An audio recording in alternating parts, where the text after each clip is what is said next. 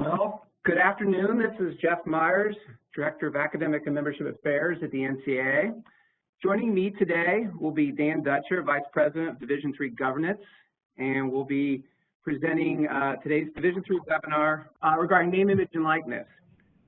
There will also be several other colleagues from the National Office assisting us today as we go through this session.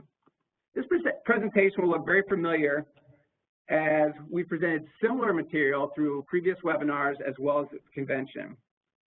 And this is intentional.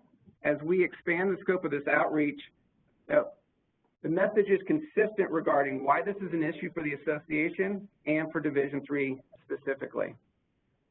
We will then review the existing legislation because we need to understand the departure point for these new concepts that we're presenting today. And then we'll dive into the concepts. And then finally, we will review the feedback from the recent survey that was sent out to the Division III membership regarding these concepts. So at this point, I will turn it over to Dan Dutcher to present how we got to this point and the background regarding these issues. Thank you, Jeff. If we could go to slide 3. Good afternoon, everyone. Thanks for joining us. Let's take just a couple seconds to review where we've been and where we think we're going, and we'll circle back toward the latter part of the presentation to focus again on the future. The NCAA has been dealing with name, image, and likeness issues for about almost a year. Last April, so April 2019, the Board of Governors established a federal and state legislative working group to begin to look at this issue from an association-wide perspective. The trigger for that appointment were several legislative concepts that were floating around at the state level, but in particular a bill in California that ultimately was adopted and became law. About a year later, at the April Board of Governors meeting, toward the end of April, the Federal and State Legislative Working Group presented its final report to the Board of Governors. And that working group had broad-based representation, all 3 divisions, all kinds of different constituencies. It did include a Division III president, a Division III athletic director, and a Division III student athlete. The Board of Governors accepted the working group's report, and we'll talk more about some of the concepts, but generally it then charged each of the divisions with moving forward through the divisional legislative process with implementing or considering and implementing the concepts and the recommendations contained in the BOG report. So really that's where we're at right now. Each of the 3 divisions is considering legislation, and the target is for each division to hopefully have adopted legislation at the 2021 convention. In the meantime, though, Division III, we knew that this discussion was underway. We had an idea of the needs that the discussion would generate. So we created our own oversight group back in November to sort of shepherd the process along. And that oversight group includes the chair of our President's Council, Management Council, SAC, Interpretations Committee, Student Athlete Reinstatement Committee, Subcommittee on Legislative Relief, and then the 3 individual reps, the 3 D3 reps from the BOG working group as well. We began our discussion really in earnest at the 2021 convention with the Issues Forum, and we've really been engaged, I think, pretty significantly with this issue from a D3 perspective since then.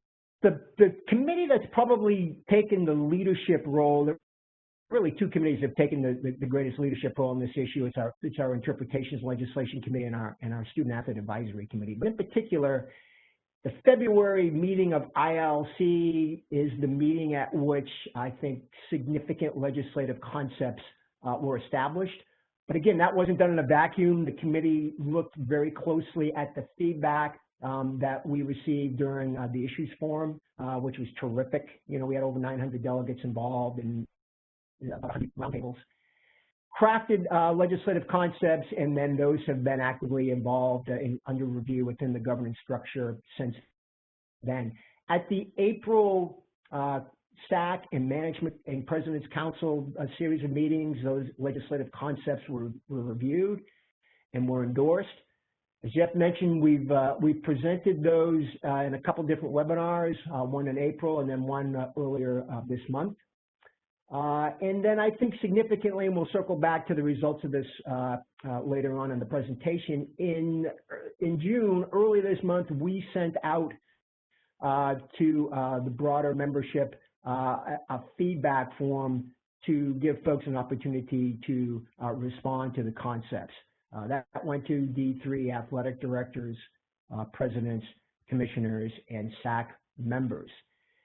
This summer, when SAC and the councils meet again in July or August, we will finalize our legislative package, and again, the focus is on a vote by the membership at the 2021 convention. There are some key association principles I just want to emphasize that were identified by the Board of Governors, contained in the Federal and State Legislative Working Group report, and were reinforced and endorsed by the full Board of Governors that have been established as guidelines, guardrails, if you will, for each of the divisions as we pursue our legislative process. Basically, first and foremost, this is not going to be pay for play. This is not going to be a substitute for student athletes receiving direct compensation for their athletic endeavors. It's not going to be something that magically transforms student athletes into employees. In fact, institutional involvement in the generation of these revenue opportunities will be extremely limited. So first and foremost, this is not pay for play, and it's not something that should serve as an inducement for a student athlete to attend a particular institution. Another concept is recognizing that this is going to be it'll be challenging, it'll be complicated, and the goal really needs to be on establishing a process to regulate name, image, and likeness that is as transparent, as narrowly tailored, and as enforceable as it possibly can be. A very fundamental basis upon intercollegiate athletics and the administration of your intercollegiate athletics programs is the level playing field, fair competition among schools, and the really important nature of the recruiting process and maintaining the integrity in that recruiting process. And then finally, another concept is that, and this really, I think, rings true from a Division III perspective. The Division III philosophy statement says, all things being equal, in Division III, we try to treat our student athletes like other students in general. And lo and behold, that's a fundamental principle that the Board of Governors identified for the establishment of name, image, and likeness legislation. All things being equal, give our student athletes an opportunity to capitalize on their name, image, and likeness in their athletic status, similarly to how other college students can capitalize on their unique attributes. Jeff, I think we'll turn to you then. Okay, thanks, Dan. And so now we want to turn to the existing legislation to understand, so the starting point for Division III, and then to understand how the concepts would change that existing legislation. So important to understand that name, image, and likeness, or NIL, doesn't appear anywhere in our NCAA legislation. Rather, it's a legal concept defining the right of publicity. Fundamentally, what we are discussing here is in the context of being a collegiate athlete, what are the parameters to be able to use that status as an athlete for commercial gain? And so that's what we're going to take a look at here. So while name, image, and likeness does not appear in our NCAA bylaws, what does is promotional activities. Effectively, what our Division III bylaws say is that a student athlete can't participate in any promotional activities unless specifically allowed for the bylaws. And what you have on this slide here are really the four primary exceptions that allows a student athlete to engage in promotional activities. And the first one we see here regarding institutional, charitable, or educational nonprofit use. This is not one that we are looking to change at this point in time. It's not part of the concepts that we're engaging at this point in time. So your student athletes engaging in promotional activities for your institution, that is not subject to change through these concepts at this point in time. We're really focusing on these last three exceptions that establishes the parameters for name, image, and likeness for Division III.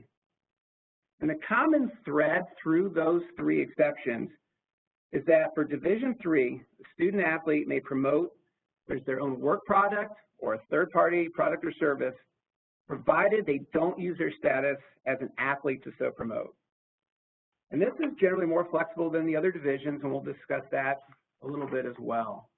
So looking at the three exceptions, the first one being the modeling and other non-athletically related exceptions.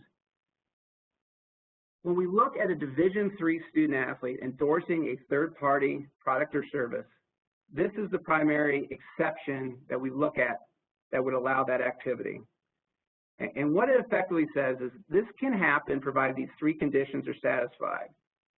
First of all, that the student athlete became involved in the activity for reasons independent of athletics ability. Of the three conditions, that is by far the most difficult one to discern. Why was this student athlete chosen? How are they engaging in this activity? The second one, no reference is made in these activities to the student athlete's involvement in intercollegiate athletics. That can be pretty clear from the promotion. And then finally, that the pay is commensurate with the student athlete's skill and not based on their reputation. This exception regarding media activities is probably the biggest place where Division III diverts from Division I and II. And effectively, it allows student athletes to participate in these different media activities or creative endeavors, such as appearance in television or films, radio, so on. They can be chosen for their athletics. However, the promotion of the activity, they cannot use their status as athletes to promote their appearance in these films or appearance in these activities. They can receive pay for this, which is different than the other divisions, and they can also receive expenses.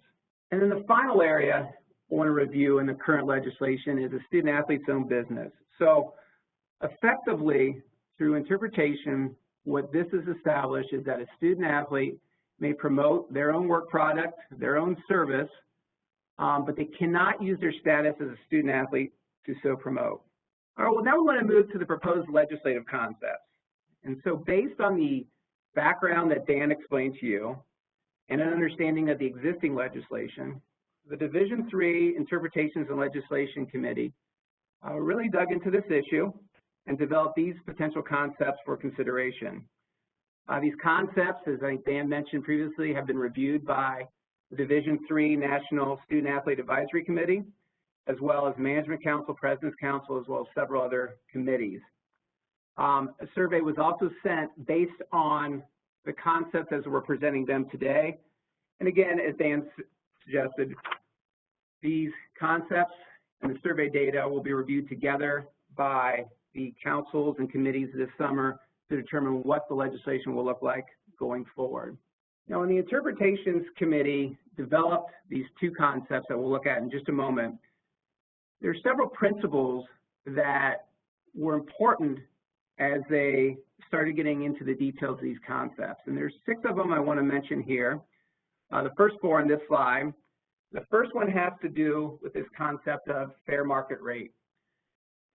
One of the concerns with allowing students to use their athletic status to promote third-party products, promote their own businesses and services, is the idea that it could somehow transition into pay-for-play. And so one way of measuring that and to ensure it's not pay-for-play is that any compensation should represent the fair market value. That is just a tool to ensure that it's not pay-for-play and there's only part of the conversation. However, that is one element that the committee felt was important. The next has to do with the use of institutional marks. And as we all know, when we see the headlines in the media, they often do not distinguish between the divisions of the NCAA. And I mention that because this is one area where Division III may be very different than Division I. And Division III is indicated that student athletes should be able to use institutional marks to the same extent students generally may so use. That concept may be different in Division I, and as I said, if you see that in the media, just reflect that we may be in a different spot and the media may not reflect that. The next area is the use of agents, advisors, and professional services.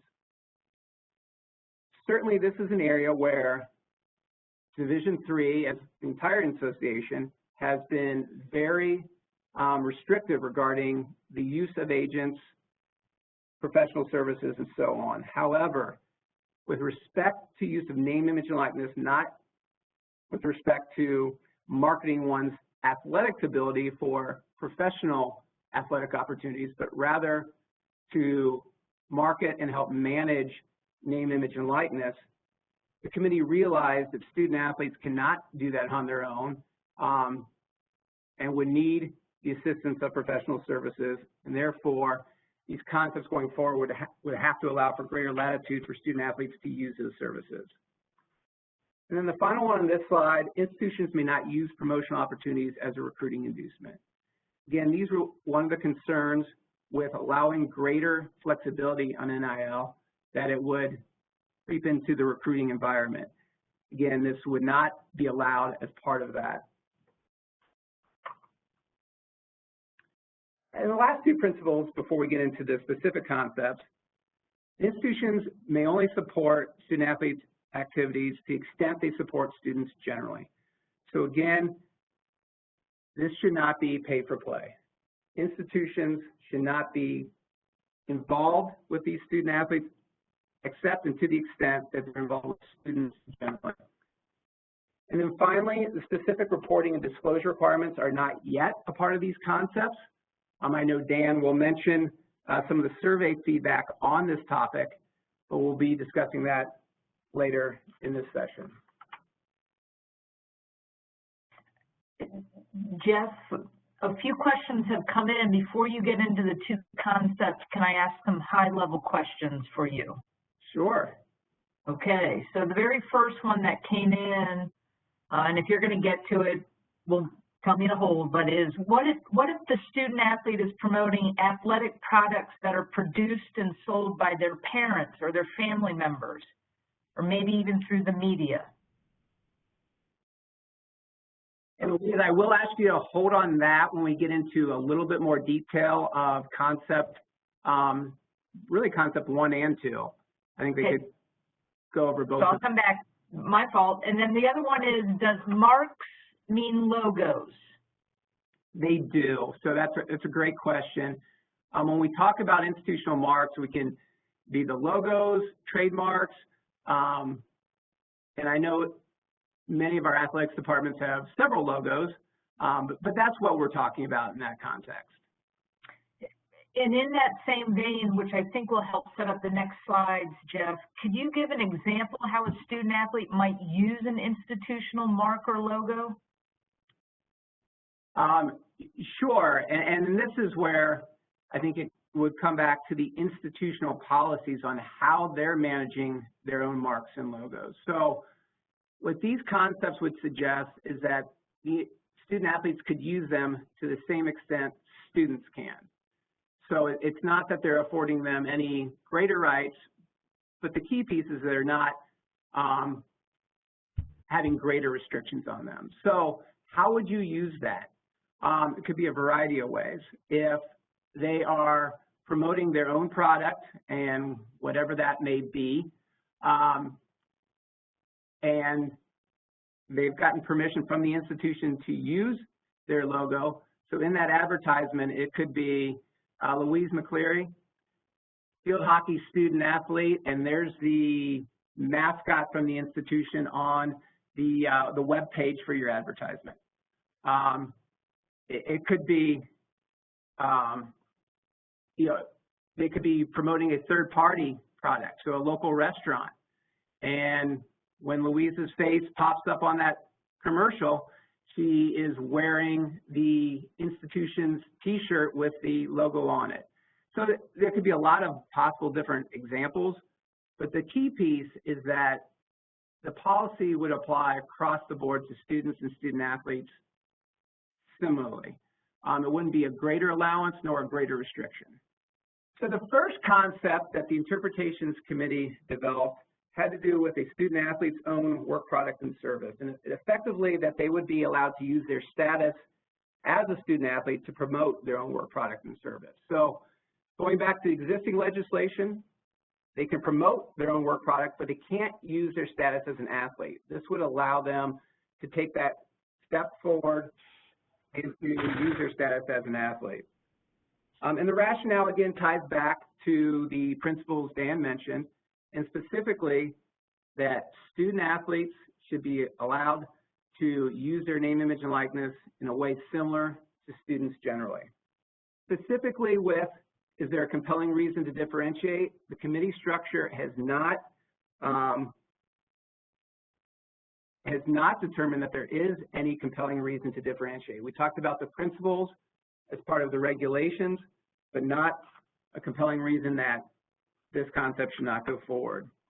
So what are we talking about? And maybe this will get to some of the first question Louise stated. But here's some of the type of activities. So promotion of private lessons.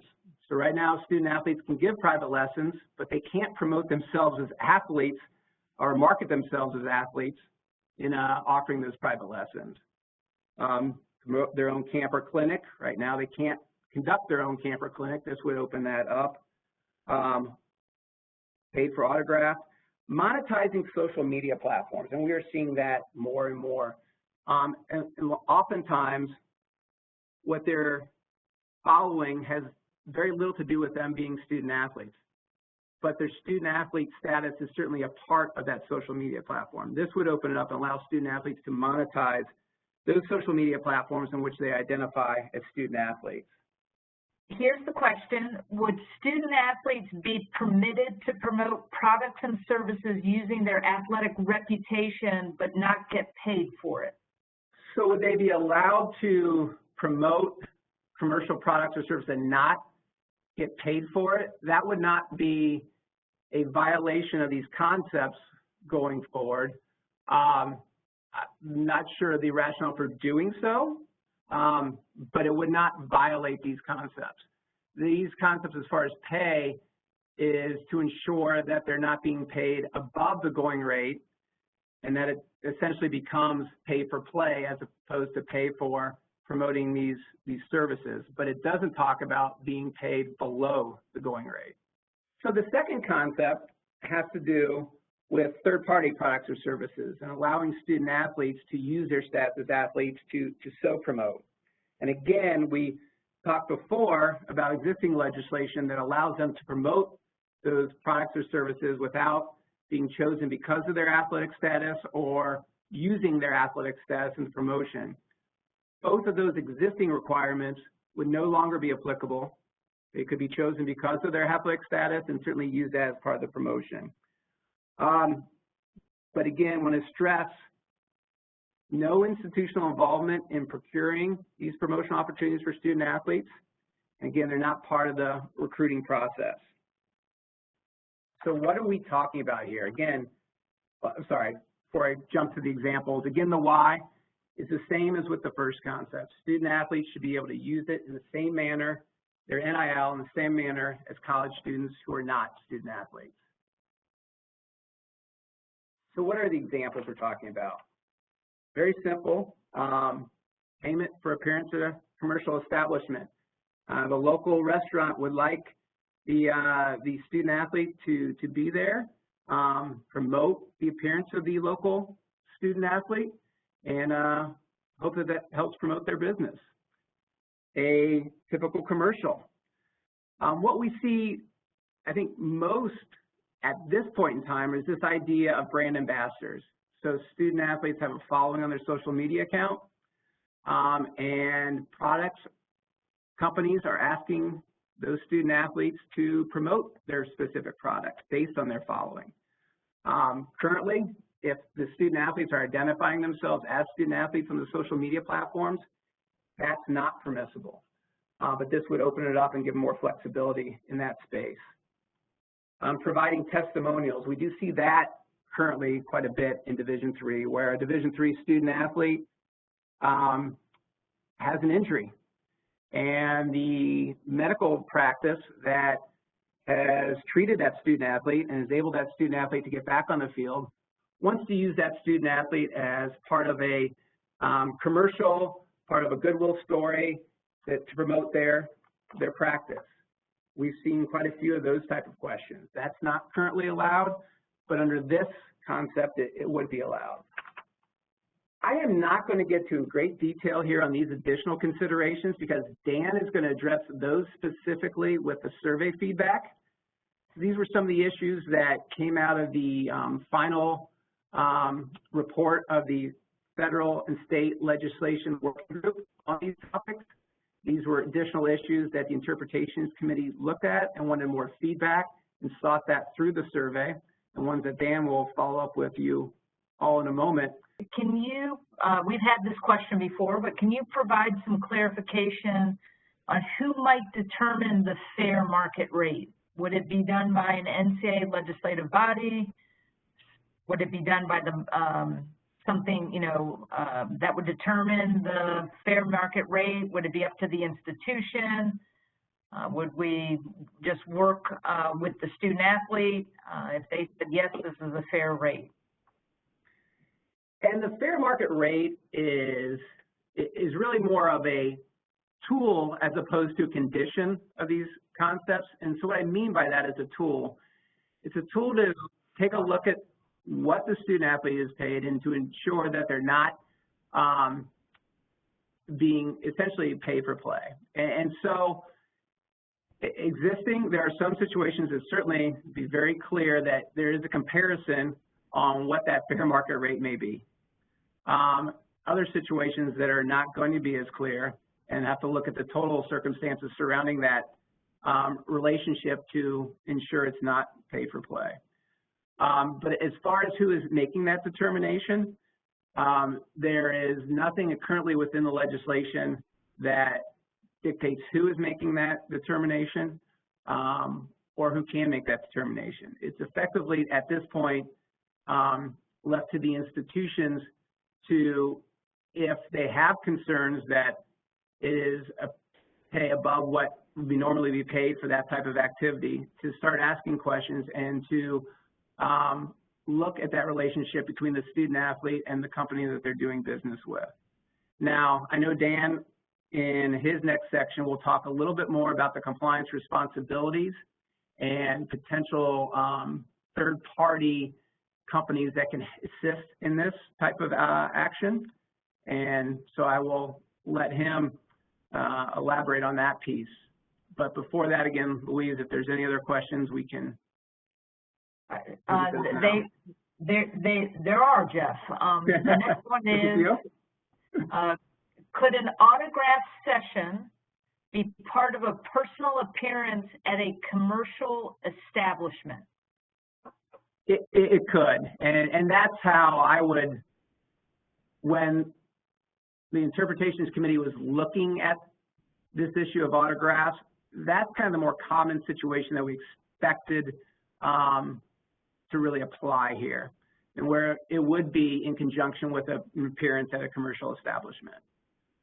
Just to clarify one more time, the question is, so institutions could allow, or they could allow for student, or the legislation could allow for student athletes to promote a local orthopedic doctor surgery recovery through commercials and or social media promotions.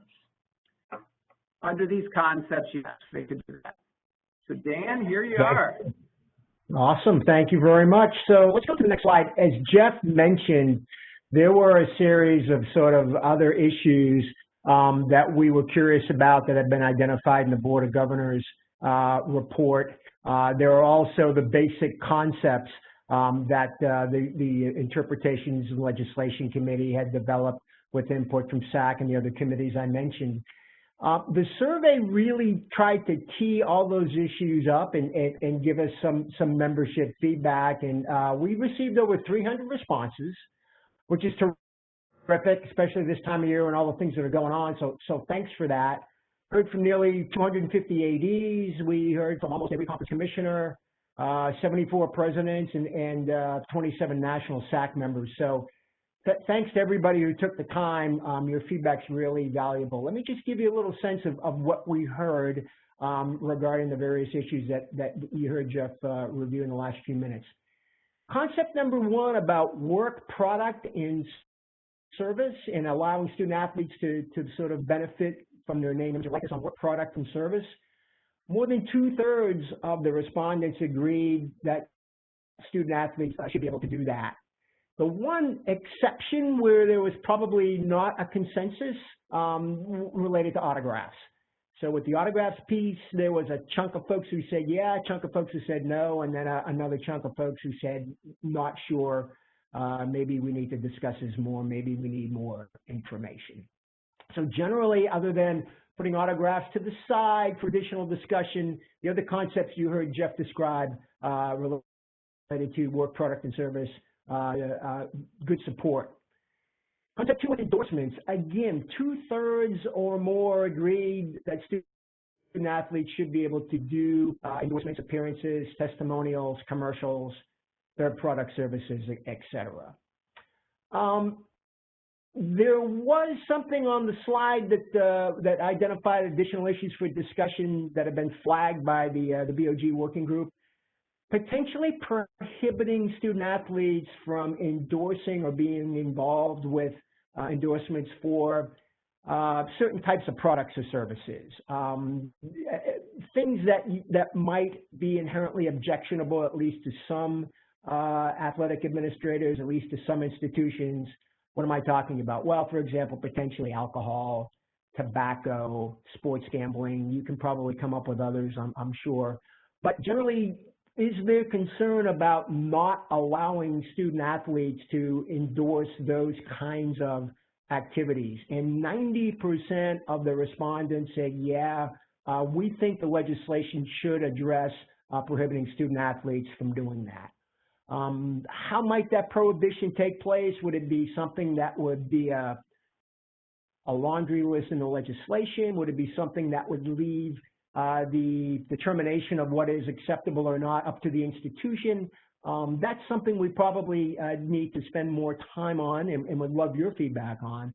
But at least at this point, there's a very strong desire among the D3 membership, based on the survey responses, to explore and go down that road somehow. Jeff mentioned this idea about the use of institutional marks. This is an area where I do anticipate the Board of Governors recognize that, hey, the divisions may come out in a different place here. There's a separate concern in the Division I realm about precluding this for competitive and recruiting reasons that I don't think is as relevant in Division III, and to be honest, from what we've heard from our colleagues in Division II, they share less of the concern about the use of marks too. So this idea that student athletes will be able to access institutional marks through whatever process or procedure is available to access those for anyone, as administered by your institution. Over half of the survey respondents indicated that they felt that should be permissible, not only for work product in scenario one, but also potentially for commercial endorsements, which is concept two. As Jeff and Louise indicated, one of my favorite topics to talk about is the idea of compliance.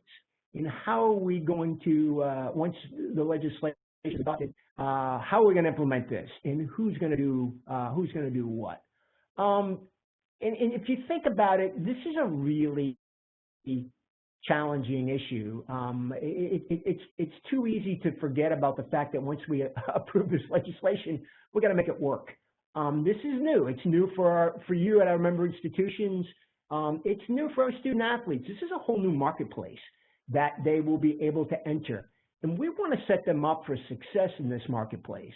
But to maximize their success, we need to deal with the variety of issues, some of which have already been identified. For example, what's fair market value? What does that mean? How do you figure it out?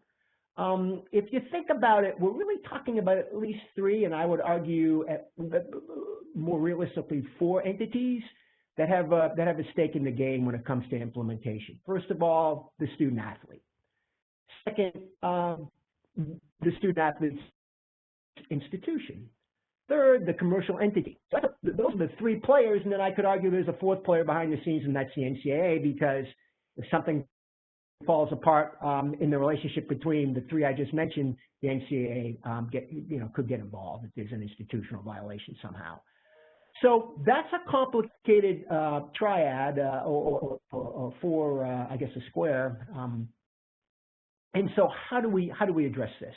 Well, more than 3/4 of the survey respondents said institutional reporting activities should be required. So somehow student athletes should be required to report to the institution all activities in which they're involved in these kinds of promotional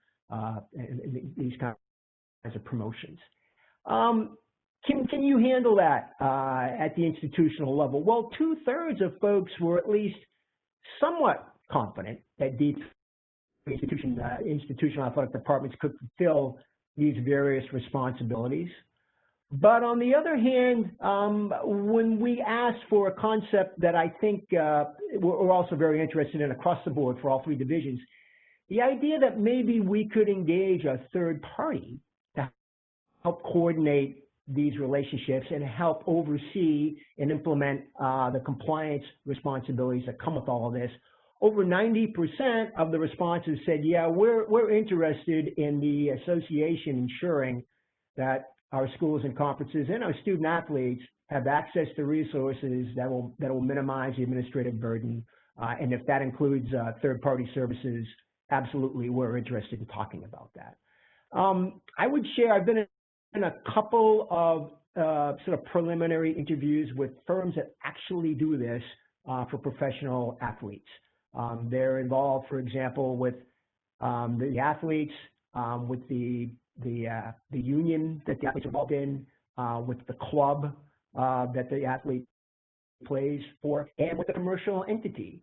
And they help to get the deals done. They help to ensure they by definition know what the market rate is for, which will be different for a commercial that runs on CNN than something that pops up on Twitter. So they are very schooled with all the nuances of everything that's required in those kinds of situations. And that's what we're talking about when we're talking about potential third-party entities. The association is developing an RFP to solicit interest from different commercial firms that might be interested in providing those services to us. And like I said, we've heard from a couple of them on an informal basis, and I suspect there are more out there that might be interested in doing this. How will we pay for that? Well, typically that's paid for through a user fee. So for a small cut of the student athlete's fee, if you will, or financial gain from the endorsement, that's how that particular service is funded. On professional services, we saw a bullet earlier that talked about how do we allow student athletes to get the best advice available regarding this particular opportunity. We had about 40% of survey respondents indicating that student athletes should be permitted to engage in these professional services. We had another 30% that were undecided. So, there's a chunk of folks that are against this. I think this is an area where we need to really clarify what are we talking about when it comes to professional services. What we're not talking about is a student athlete agent. What we are talking about are professionals who can advise student athletes in this very complicated realm about, hey, what are the tax ramifications if I do something like this? What's a contract look like? Is this a good agreement for me to enter into related to this particular kind of endorsement? What are the opportunities that are available out there? Those are the kinds of professional services we're talking about. We're not really talking about at all about somehow allowing student athletes to basically agree to an agent services directly related to their athletics participation. So that's a quick look at what the survey results showed. I believe, based on the results, they're a strong endorsement. I think that we're on the right path. Clearly, there's some additional work to be done. We will get those survey results out to the membership ASAP. It's possible, depending upon how things play out, for example, in a future monthly update or through some kind of direct mailing. But sooner than later, we'll get those results out to the broader membership. So again, next steps and timeline. Again, committee review leading up to the summer council, SAC and council meetings that I mentioned earlier. In particular, ILC, if necessary, since they played such a pivotal role in this process. The oversight group that I mentioned earlier that's shepherding this process along, also coordinating communication regarding this process, including the survey I just mentioned. They're going to review the survey results on July 16. Then SAC meets July 17, 18. Management Council meets with SAC on the 18th. And then on the 19th and 20th of July, President's Advisory Group. Remember, every conference that doesn't have a president on the President's Council has one on the Advisory Group. They meet with the President's Council on August 3rd. This will be, NIL will be a focal point of that discussion. And then the President's Council itself on August 5th. And again, coming out of the August 5th meeting, we will have a legislative package to move forward. So next slide, what can you do? Discuss the concepts in other identified areas, discuss those at the local level, discuss them on campus, discuss them within your conference. Be ready and give us your feedback. If there's additional feedback both on this call and then subsequent leading up to those council meetings that I identified, by all means, we want your feedback.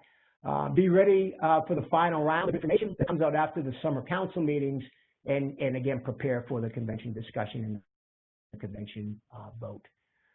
Thank you, Dan, and thank you, Jeff. A few questions have come in. Jeff, I think this will go back to you because it's a follow-up to the question regarding the student athlete who could promote the local doctor. The question's a little more nuanced in that then could that local doctor within their office have photos of student athletes who have used their services in their building to show samples of their success and return to play with rehab, et cetera? This legislation wouldn't preclude that piece of it, and that does become a little bit more complicated, Louise, and I think that is a question that we should submit through our SRO. And the reason it becomes complicated is because when you have the pictures of the student athletes participating in the uniform of the institution, it's a matter of who has the right to those pictures. And at that point, it's probably the institution that does. And so I think that's where it becomes a little complicated. It's not that they can't have a picture of the student athlete in their office as part of these concepts, but having the picture of the student athlete in their uniform, that's where these concepts would not allow it, because at that point, the institution has to effectively approve that, because most likely or not, they're the ones that have control over that uniform and those pictures.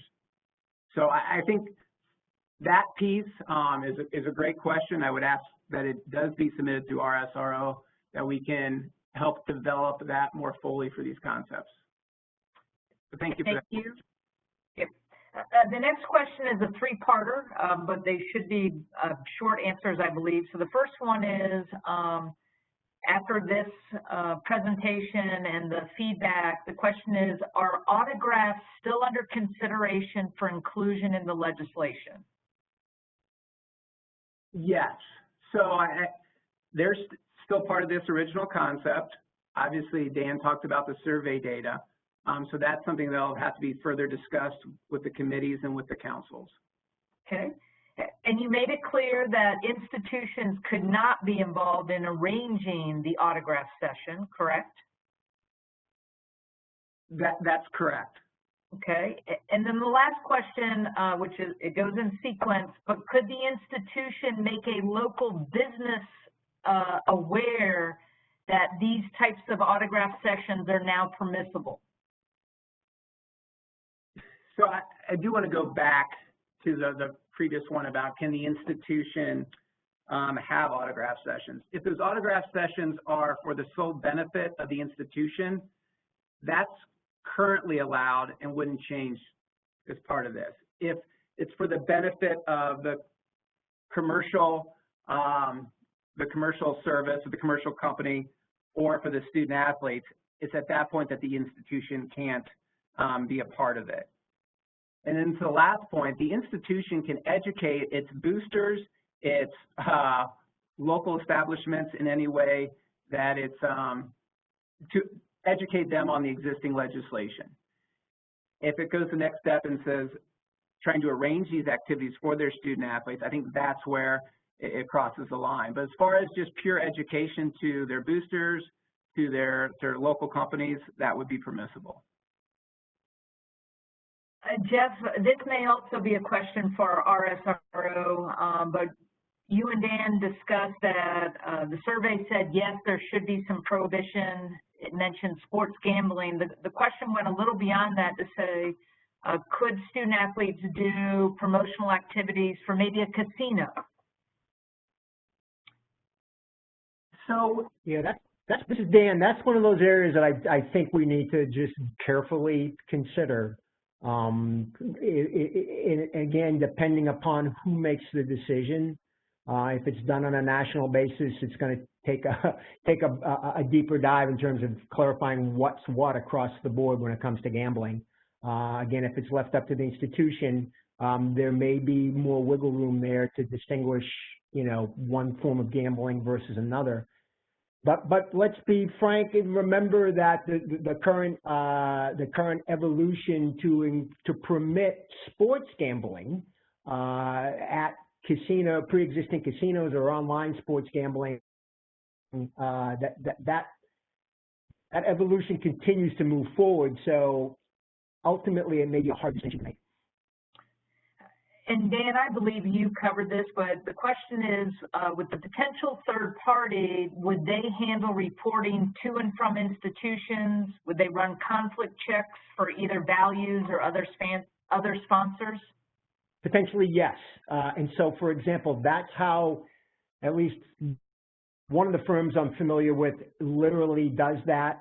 They submit a weekly report that goes to the that goes to the athlete's institution, club, team, and goes to the union. So theoretically, depending upon how we set it up, they're very familiar with exactly that kind of model. You would get your weekly report about who your student athletes are involved, who's the commercial sponsor, and they would, if not tell you what the compensation is, which I don't think necessarily is appropriate, at least tell you that they believe it's a market rate. And Dan, another question for you, how does this week's Senate legislation proposal align with these concepts? Oh, big thank you to whoever asked that question, because I skipped over that in my notes. So one part of the BOG recommendation, the working group recommendations the BOG approved, was independent of association efforts, would be go to Congress and ask for some legislative relief that would allow the NCAA to avoid having to deal with differing standards at the state level.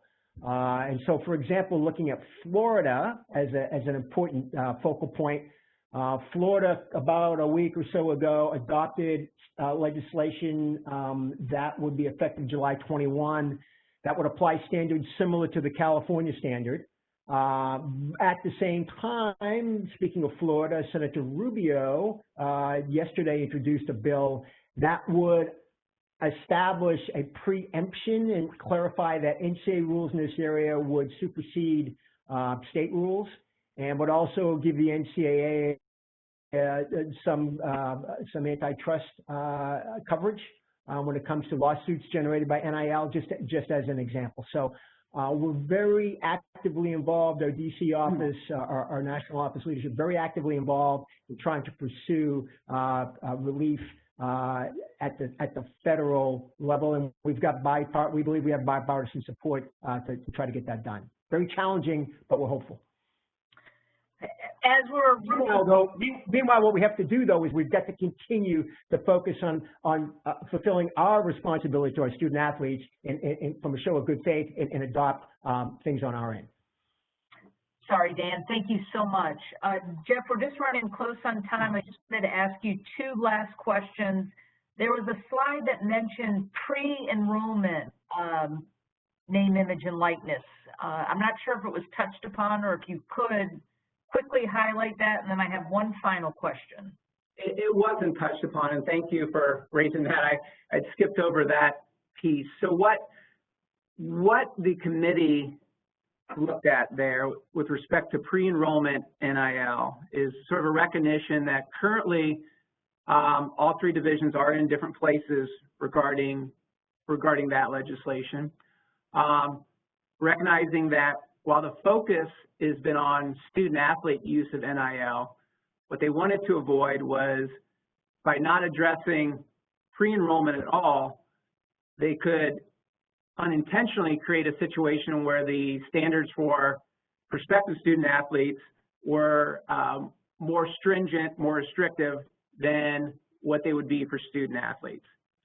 So the committee took a look at that and said, this issue is a lot larger, will have to be addressed in greater detail, but for purposes of these initial concepts, that the pre-enrollment legislation for NIL should not be more strict than what it is for student-athletes.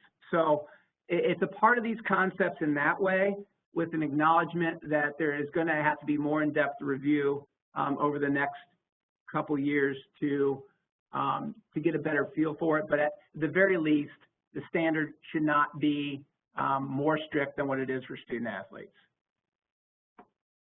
Thank you. And the very last question is, if these concepts are adopted by the membership, when would they become effective? And what should schools do between now and that eventual adoption? The effective date for these proposals have not been specifically addressed at this point in time, so still discussing what makes the most sense there. But from now until any effective date of a passed proposal, the existing legislation applies. And so that should be how institutions, how student athletes are progressing at this time. If there are situations that are outside the current legislation, there is still the waiver process, and that's how deviations from the current legislation have been addressed thus far. That if there is a student athlete has opportunities that to be a brand ambassador or something to do with their own business, and there is some crossover there with their athletic status, that would have to be done through a waiver in order for it to be permissible. And that's the process that still should be followed at this point. And let me just add, one thing we all recognize is whatever is adopted, it will take us some time to implement. So it may not be implemented until the 21-22 academic year, but there'll be some interim issues to deal with prior to then. But it may be challenging for this to be just sort of implemented immediately. So Dan, Louise, if any final comments from either of you? Thank you all so much. We welcome additional feedback. Thank you all, and have a good afternoon.